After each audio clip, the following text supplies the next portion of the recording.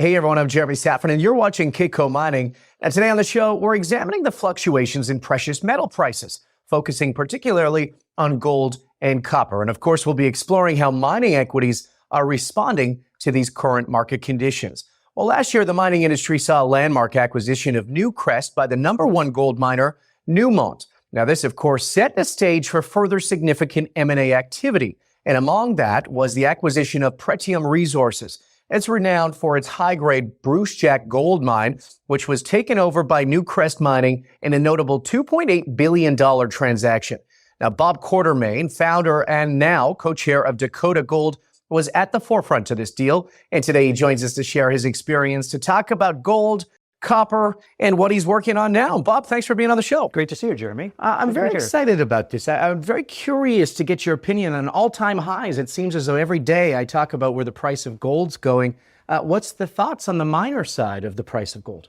Well, I think many of the miners think the gold price is still going to be going much higher. What we need to see a better connection between where the gold price is and what we're seeing in the equities. You know, case in today, all-time high gold price, and gold equities down and not performing as well. And so hopefully we'll see that connection get better going forward.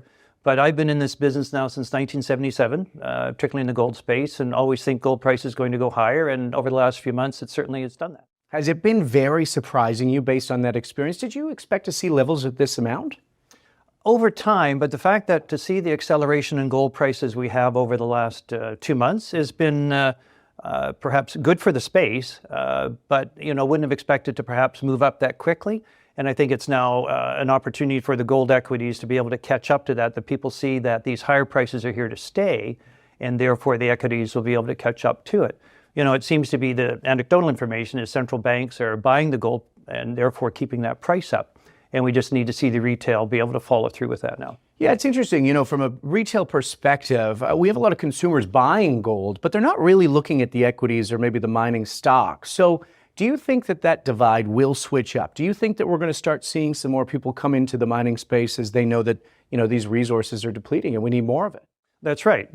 Gold is used not only in jewelry, but it certainly has its industrial applications. And most importantly, the cell phones and computers that we have all have a small amount of gold within it. Right. And so I think as people understand that gold has intrinsic value that we need in our everyday lives, that yes, eventually we should see perhaps those investors come back who've left. Over the last decade, we've seen a lot of movement of money out of the gold space. A decade ago when we were building the Brucejack mine, there were many portfolio managers with a lot of gold, a lot of assets under management. And many of those individuals have either left or those funds have depleted in size. And so we need to see that movement of generalists and you say the general public back into the equities as well as where they are right now in the physical space. And do you think that with the education out there and watching the way that, for instance, we had an energy crisis when it came to oil and natural gas. We saw people start to understand we need more of it. Is that happening with these resources as we enter, or these precious metals as we come into AI and different technologies? They're really needed everywhere. That's true. And I would think if you go to your point about just the acceptance across the general public, there was a research done a few years ago for the Mining Association of Canada, where they showed that 80% of Canadians are now favorable with respect to mining. They now understand its need in everyday life because, their cars, they now understand we need to get copper and lithium into the batteries that let them have their EVs. And so there's a general appreciation in that regard.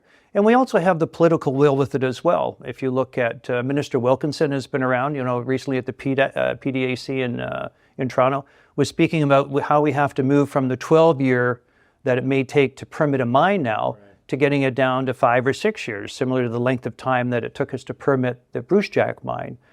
So you're true, there's a better understanding of the population about metals and gold in particular in our everyday lives. And we have that political understanding as well. And hopefully that continued interest will help the industry continue to evolve and get mines into production. Is that political opinion almost cyclical like it is in commodities? You get one leader that says they want this, and then this leadership seemed to pivot a little bit. But I'm curious, are we in a crunch here where we don't have a choice? We really have to start operating new mines, or at least putting them into Right. If we want to meet the goals of 2050, I think trying to achieve the goals that have been set out globally for, a greener economy in 2030, that's only 6 years away. Correct. But if we look at the aspirations for 2050 in a global sense, then yes, we need new mines coming in. And so there needs to be that pivot. And we need to be able to be doing it here in North America. One of the challenges that we've had of late is the fact that some of the elements and materials we need are sole sourced in other countries. Right. Whereas if we want to have rare earths, then we need to enhance our rare earth mining here in North America. If we want to have more copper mines, then we need to be self-sourcing those here in North America. And so I think the politicians need to be able to pivot and maintain that. Otherwise, we won't be able to achieve those objectives of 2050 because there's a lot of new infrastructure that has to be built, new power lines, new sources of power.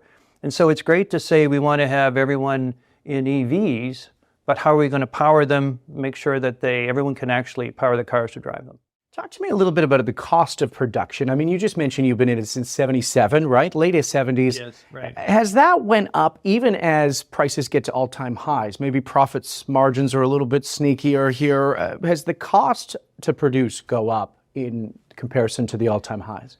Yes, and I think maybe one of the challenges why we haven't seen the gold equities catch up even with the gold price moving up, because to your point, back in 20 years ago in 2000 or so, when gold price was $300, costs were maybe $250, $280. Right. With the latest results coming out from the senior gold miners, we're seeing costs in that $1,500, $1,600. So insofar as the gold price has gone up, inflation is certainly catching up and putting pressure on those margins that we have. So again, to your earlier question, we do need higher gold prices in the industry for sustainability in order to be able to deliver the product.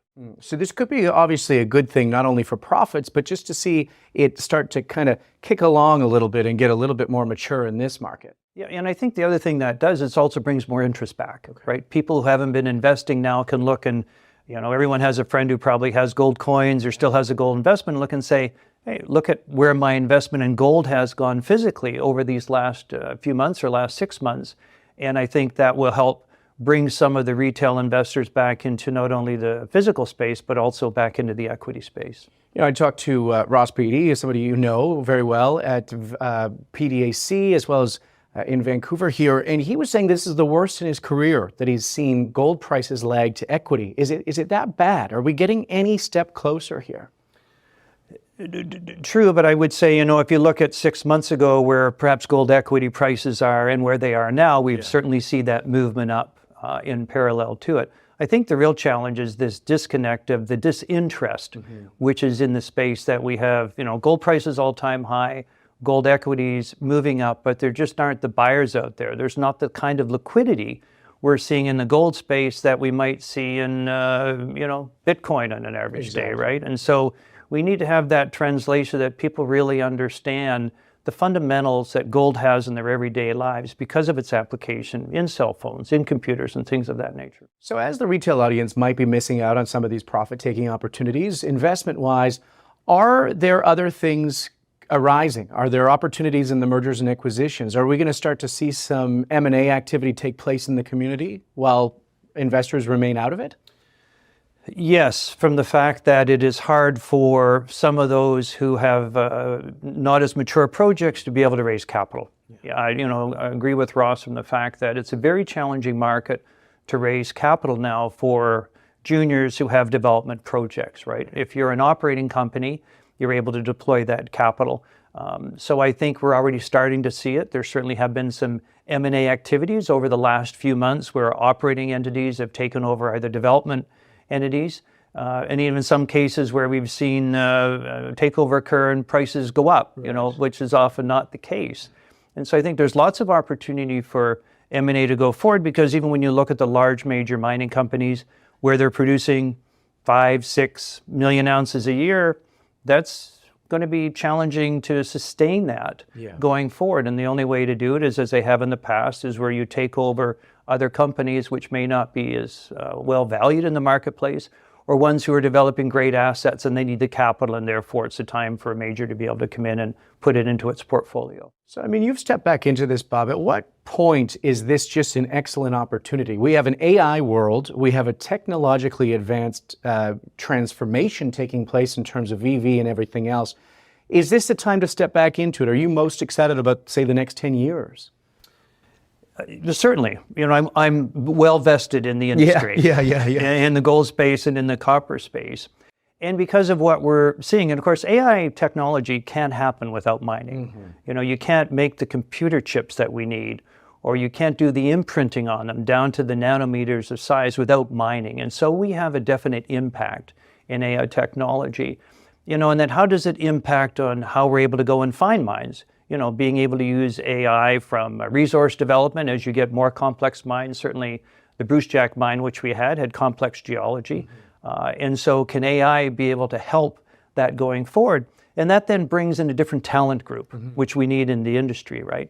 When you look at autonomous trucks, which are being developed by CAT in many of the mines, both here in Canada, certainly in Australia. And, autonomous driving is going to require a certain amount of chips, a certain amount of AI to be able to do it. Right. So AI is certainly playing an important part in mining and can play a more important part. But I think is also a way that we can attract talent into the industry, because it's not just about blasting and moving materials. It's about how do we do that effectively? How do we explore for it? And having that AI component, I think, is good for us. How difficult is the workplace? How difficult is it for miners right now to get good talent? I'm currently in an exploration company with Dakota Gold, and we're able to source our talent there. But I think from what I talk with friends of mine in the industry, certainly challenging. Mines, you can't move them, so you have to bring the talent to the mines, and often you're able to get the local talent to be able to do it. But certainly it's going to be a pressure going forward, I think, to find the talent, which therefore allows that switch into more autonomous machines, where you can have one individual perhaps having much larger control over some operational aspects. But I think talent in getting in and at the mine phase is going to continue to be something the industry has to work on. How expensive is the cost of capital right now? Is this the most expensive it's ever been? It's expensive. So therefore you want to be efficient in how you're able to go through and raise it. With your financing costs and being able to attract it in certain cases. In Dakota's case, in the past, we had an ATM facility in place, which allowed for a little cheaper cost of capital because you're able to use at the market to be able to do it. But for many companies out there currently raising capital for their projects, particularly in the junior space, that yes, it's costly because there aren't many investors out there. So there's a lot of competition for that money right now. Is BC open to business in terms of mining? We've been seeing some interesting projects starting to take place in this province. Do you think, because obviously you're stationed here, this is where you live, that this is just the beginning of the next phase out here? Yes. I mean, BC has a great mineral endowment, both from its copper and gold assets through to its, energy contributions through natural gas, through coal, which can be used for thermal applications. So I would say yes, and it's a matter that now that the politicians understand the need for these projects, it's best to be sourcing them here in this province. I mean, when you look at the Brucejack mine, which we had in Pretium, which was taken over by Newcrest, and now with Newmont, here you have the world's largest gold mining company, now positioned here in British Columbia, up in the Golden Triangle. And so with a company like that coming in, then I'd say, yes, it's definitely open for business, and it's attracting capital because there are still large projects here yet to be developed, many which have been known for some time, particularly as it relates to copper resources.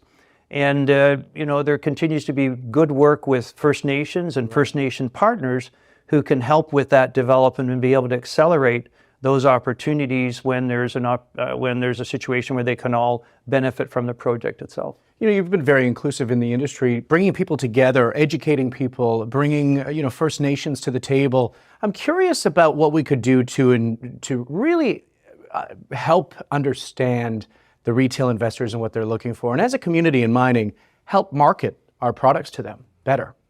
Right. Well, one way to do it through yourselves, right? Kitco is a brand name that people know. You know, they go on every day. I use you first thing in the morning when I get up. So I think it's about continuing to get that story out and through education. You know, really in school system, you know, we can use more STEM education.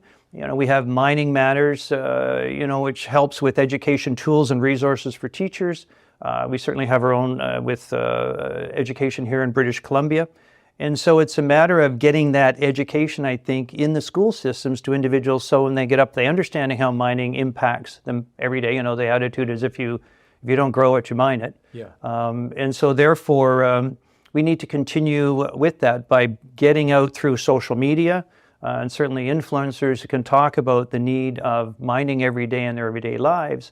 Then that may bring people back into the retail space or bring in, you know, new investors. Yeah. You know, I have many friends who are certainly younger, you know, millennials, if you want to talk about, you know, who are very much focused on Bitcoin. And I always bring up about, well, take a look at gold, right? And of course, now with the run up that gold's had, then it brings some curiosity to there. So I think we all have to be advocates in this business for our commodity. Yeah, and I've spoken to some people that have also said that the Bitcoin community has been great because people understand hedging and they understand to mitigate a little bit of that risk. So some of those are coming over to gold, as we've seen by, you know, the inflows. Right, yeah. And so it's a matter of, as you say, continued dialogue about reaching out, but we in the space need those new investors to be able to come in, which can help finance the junior mining companies who are able to then develop the projects to bring them along that supply chain. Right. Now, you've been in this a long time. I'm curious, looking at more of a macro take here, if we were to think about it over the next 10 years, what are you most excited about in the mining community right now? I'm excited about the fact that the community is getting better understood. Politicians are talking about what they need for critical minerals. You know, when you get the President of the United States and the Prime Minister of the country talking about it, you know, that's something I wouldn't say we would have heard 20 years ago. So there's much better understanding of what we contribute as an industry to the overall society. So being able to continue that dialogue is important. Being able to export the quality work that we do as Canadian miners around the world, you know, that we have top environmental aspects to how we treat projects and how we function globally. So, you know, and commodity prices are going to have to go up. We're going to need a lot more copper, a lot more lithium in order to provide the EV targets for 2050. And with that, we're going to need all the other attendant metals. So whereas, you know, from, you know, the last 20 years, China was certainly a driver for metal prices, and we benefited from that as an industry. I think this switch now into understanding that there's a lot of new infrastructure that has to be built. There's a lot of new mines that need to be found. And so there becomes much more investment opportunities for someone like me who's a little longer in their career and looking for places to deploy capital on good project outcomes, which ultimately lead to mining opportunities. Absolutely. Well said. Speaking of which, let's talk about the intersection on Dakota here. We were talking a little bit off camera how exciting it was because not only did you start looking at one area, but you had something unexpected come up? Right. So, yeah, so Dakota has land down in the Homestake Mining District, and the Homestake Mine was one of North America's great gold mines, operated for over 120 years. And you're right, last week, we announced a gold intersection. We had 25 grams of gold over 4.4 meters in the Homestake Formation. It's kind of a banded iron formation. And that was able to line up with 2 or 3 other intersections we've had. So we now have what we call a ledge down there, which is kind of one of the old mining zones. So we're showing proof of concept for what we started through a few years ago. But more importantly, as we're drilling down into it, we're hitting some tertiary mineralization, and where we're getting potentially economic intersections over mineable widths in a feature which was never looked at when they mined in the district before. So in our Maitland project, we have these 2 opportunities, and then as we discussed, we have what we call our Richmond Hill project, which is a near surface, more open pit, lower grade opportunity where we're just doing our maiden resource on it now. So shareholders get kind of 3 opportunities in the gold space with an investment in Dakota, which is why I'm invested into it, the largest shareholder. and go down to visit it, and very keen on the opportunities it has, because that's what I like doing, is discovery. Both the work I did at Silver Standard and certainly at Pretium, but now here in Dakota, as I mentioned, we've got such a great group of individuals, with Jerry Aberley, James Barry, the team they put down there worked in the old mine.